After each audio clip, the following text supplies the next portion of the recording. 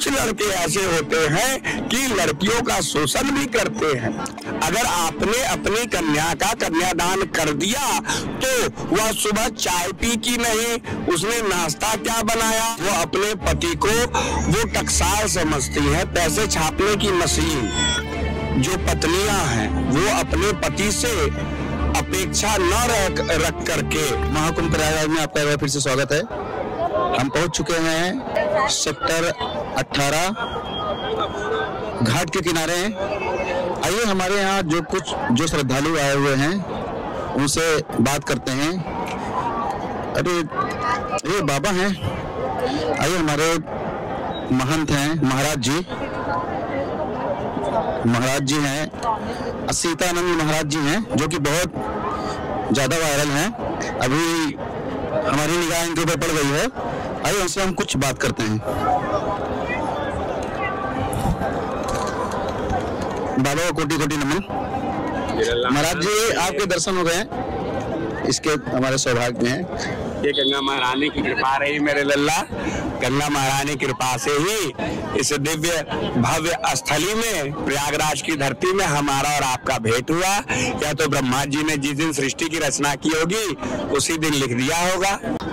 महाराज जी अभी जो हमारे यहाँ पे श्रद्धालु आए हुए हैं महाकुंभ, पहले तो हम आपसे जानना चाहेंगे महाकुंभ कैसे लगा, महाकुंभ बारे में कुछ हमें जानकारी दीजिए और हमारे चैनल के माध्यम से जो हमारे व्यूअर हैं, जो हमारे श्रद्धालु हैं, उन तक बातें हमारी पहुंचे। सर्वप्रथम यह जो कुंभ लग रहा है, यह कुंभ अनादि कालों से, जब हमारे देवताओं और असुरों का युद्ध हुआ सागर मंथन के पश्चात, और असुरों के द्वारा जब अमृत कलश को ले जाया जा रहा था, तो हमारे श्री हरि नारायण विष्णु भगवान मोहिनी के रूप में उस दिव्य अमृत कलश को अपने संग में लेकर के आए। उसी मध्य में जो 4 अमृत की बूंदे अलग अलग पवित्र स्थानों में गिरी, उन्हें ही कुंभ का स्थली माना गया। कुंभ का अर्थ एक घड़ा होता है और उस घड़े में अमृत था, इसीलिए यह महाकुंभ कहलाया। महाकुंभ में सनातन संस्कृति के पुनरुत्थान के उद्देश्य से लोगों की यहाँ उपस्थिति रहती है और अपने आध्यात्म के अनुसार पवित्र जल में स्नान करके अपने आप को मोक्ष की प्राप्ति का उद्देश्य रहता है। ऐसा अपने संस्कृति के अनेक शास्त्रों में भी वर्णित है।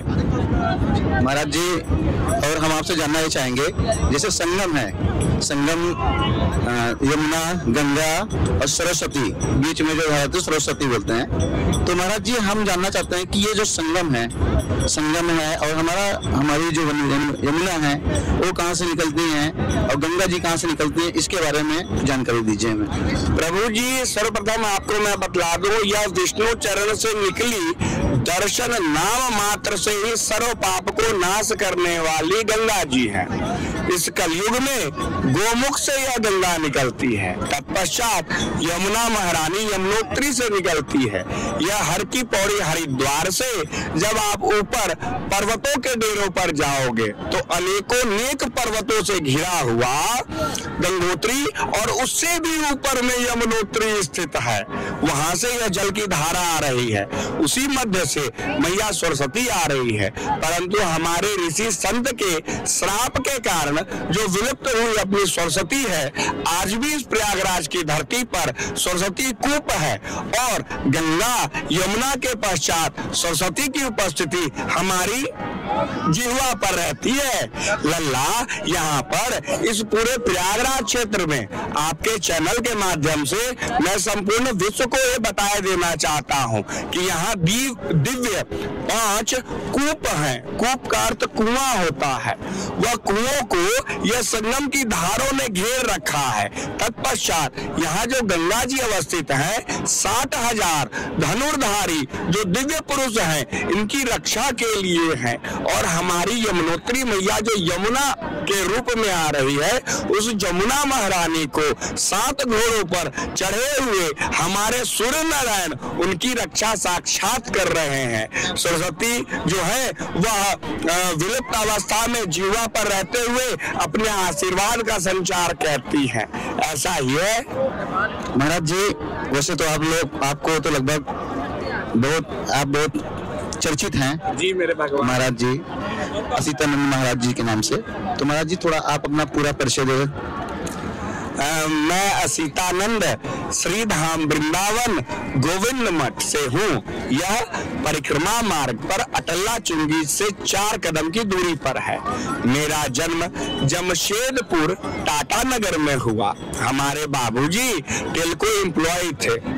9 वर्ष पहले ही उनका देहावसान हुआ। इस प्रयागराज की धरती पर मेरा यह 12वां वर्ष है। मैंने 12 वर्ष निरंतर माघ मेले में यहाँ पर उपस्थिति रह करके इस दिव्य भव्य कुंभ अपने सनातन संस्कृति, जो संस्कृति के संग संग सभ्यता है, सभ्यता के संग में जाति है, जाति के संग में यह सनातन है, उसे बढ़ते हुए मैंने देखा है। इस पवित्र भूमि पर अगर आज आप मेरा इंटरव्यू ले रहे हैं तो अपने संस्कृति के अनुसार जिस दिन ब्रह्मा जी ने सृष्टि की रचना की होगी उस दिन ही लिख दिया होगा कि आज पूर्णिमा की संध्या वेला में आपकी और हमारी उपस्थिति इस दिव्य कुंभ भव्य कुंभ डिजिटल महाकुंभ के रूप में होगी और आपका यह चैनल इस दिव्य भव्य कुंभ को डिजिटल बना रहा है। महाराज जी और हम बहुत लोगों से सुने हैं, बहुत चर्चाएं हैं आपके बारे में कि आप लोगों को सजेस्ट बहुत अच्छा करते हैं। जैसे आजकल देख रहे हैं कि जैसे हम एक मुद्दे बात करना चाहते हैं महाराज जी। जैसे अभी इलाहाबाद प्रयागराज में हाई कोर्ट है जी।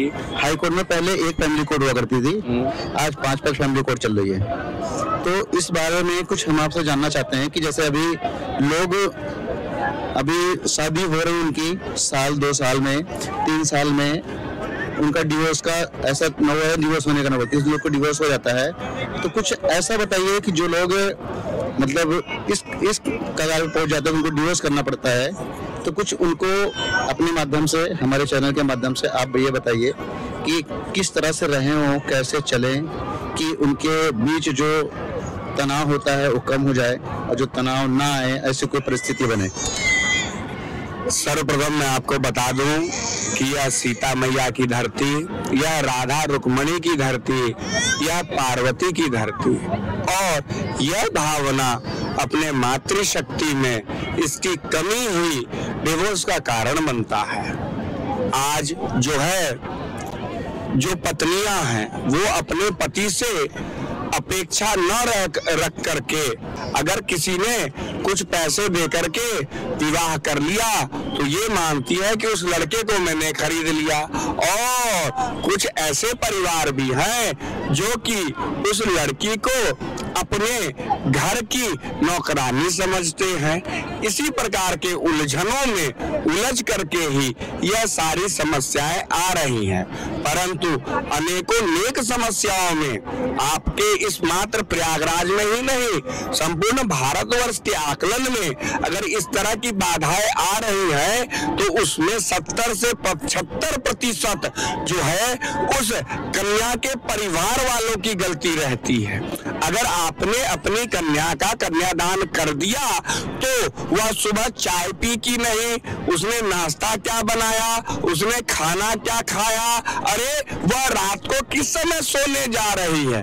तो ये बातें पूछने वाली माताएं, यह बात पूछने वाली उस लड़की की बुआ, उस लड़की की मौसी, उस लड़की की नानी, उस लड़की की चाची अपना जीवन को व्यर्थ करने के पश्चात उस लड़की के जीवन को नर्क बनाने का प्रयास करती है। यह भी तो कारण है एक घर को बर्बाद होने में। अब वो लड़का है, वो प्रेम करता है, वह अपनी पत्नी से इतना प्रेम करता है कि वह कहता है कि मायके मत जाओ। तो मायके वालों को तो ये समझना चाहिए कि हाँ, जब मैंने विवाह कर दिया तो मैं अपनी बेटी से मात्र किसी पूजना उत्सव पर, किसी दिव्य मांगलिक कार्य पर, अपने घर में विवाह उत्सव पर उस लड़की को बुलाओ। उसके बाद अगर उसका पति नहीं आने दे तो पति गलत है। नहीं बेटा, तुम हफ्ते में 2 बार आओ, हफ्ते में 10 बार आओ। अरे वो लड़का काम करेगा या फिर आपकी अपनी बेटी को पहुंचाएगा। तत्पश्चात कुछ कुछ लड़के ऐसे होते हैं कि लड़कियों का शोषण भी करते हैं और शोषण करने के पश्चात में वो अपने घर की नौकरानी समझते हैं। वह लड़की अपने परिवार में खुल करके रहने के विचार से रहती थी, अब वो घर में बंधक बन जाती है। लेकिन बहुत सारी लड़कियां ऐसी होती हैं जो फ्रेश माइंड में रहती है। इसके पीछे कारण है आध्यात्म का। लड़की की माँ ये नहीं सोचती है जो मैं अपने लड़की को निडर बना रही हूँ, नहीं, वो बर्बाद कर रही है, वो संस्कार नहीं दे रही है। वह विदाई के समय में कहती है कि मैं तुम्हारी विदाई करूं या ना करूं, अगर किसी भी प्रकार का कष्ट हो तो तुम वहां से तुरंत चली आना, हम लोग तुम्हें रखने के लिए तैयार हैं। लड़की का जो भाई है, ममेरा, फुफेरा, चचेरा या सगा, वो कहता है अरे तुम्हें नौकरी की करनी होगी, मैं तुम्हें नौकरी दिलवा दूंगा। इस तरह की बातों से ही घर बिगड़ता है। अरे किसी ने जोड़ने का कार्य तो किया नहीं, तोड़ने का कार्य सभी करते हैं और ये आजकल प्रचलित है, ये चल रही है। जी प्रभु, वो अपने पति को वो टकसाल समझती है, पैसे छापने की मशीन।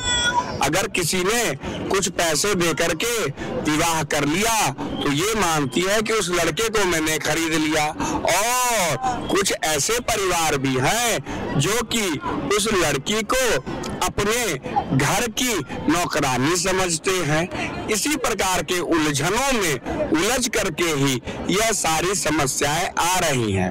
परंतु अनेकों नेक समस्याओं में आपके इस मात्र प्रयागराज में ही नहीं, संपूर्ण भारतवर्ष के आकलन में अगर इस तरह की बाधाएं आ रही हैं तो उसमें 70 से 75% जो है उस कन्या के परिवार वालों की गलती रहती है। अगर आपने अपनी कन्या का कन्यादान कर दिया तो वह सुबह चाय पी की नहीं, उसने नाश्ता क्या बनाया, उसने खाना क्या खाया, अरे वह रात को किस समय सोने जा रही है। तो ये बातें पूछने वाली माताएं, यह बात पूछने वाली उस लड़की की बुआ, उस लड़की की मौसी, उस लड़की की नानी, उस लड़की की चाची अपना जीवन को व्यर्थ करने के पश्चात उस लड़की के जीवन को नर्क बनाने का प्रयास करती है। यह भी तो कारण है एक घर को बर्बाद होने में। अब वो लड़का है, वो प्रेम करता है, वह अपनी पत्नी से इतना प्रेम करता है कि वह कहता है कि मायके मत जाओ।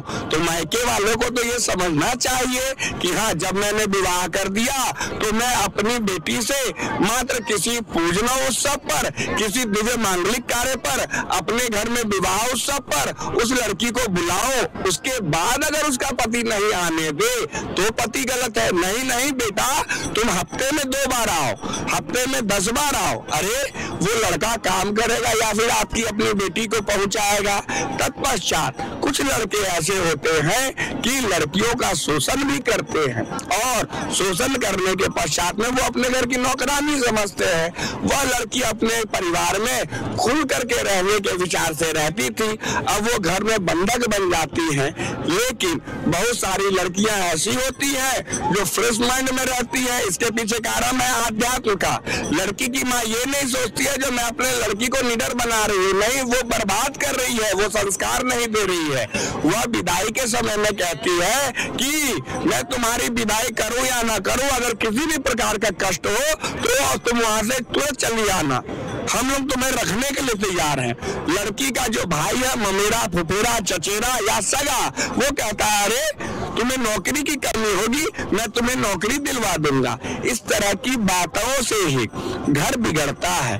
अरे किसी ने जोड़ने का कार्य तो किया नहीं, तोड़ने का कार्य सभी करते हैं और ये आजकल प्रचलित है, ये चल रही है। जी प्रभु।